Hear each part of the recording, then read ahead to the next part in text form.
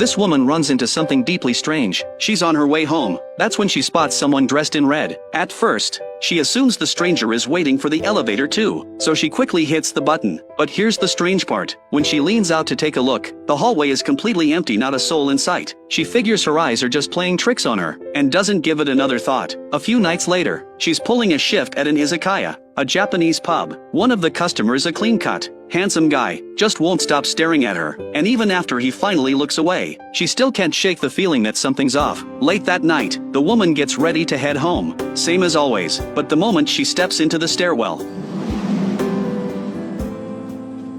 その瞬間、何か気配を感じました。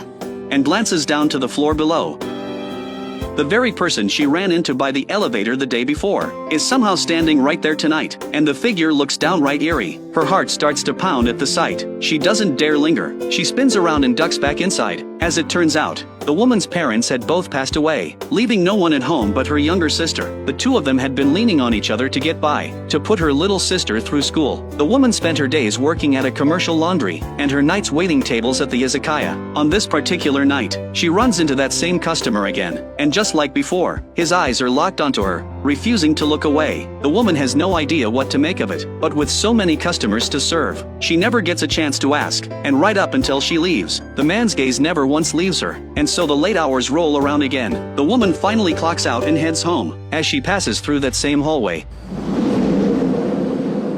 she thinks back to the eerie figure in red, and driven by curiosity, she decides to take a closer look. Luckily, this time there's nothing there, or so she thinks, because down in the landscaped area below, she spots that red figure once again, and here's the unsettling part. It seems to have been staring up at her the entire time.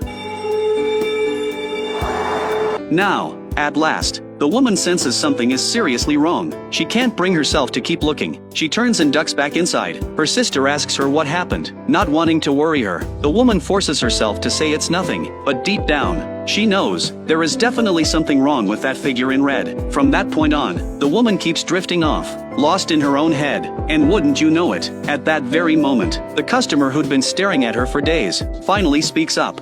最近なんかおかしなことなかったですか？もしあるなら早めにきちんと対処した方がいいかもしれません。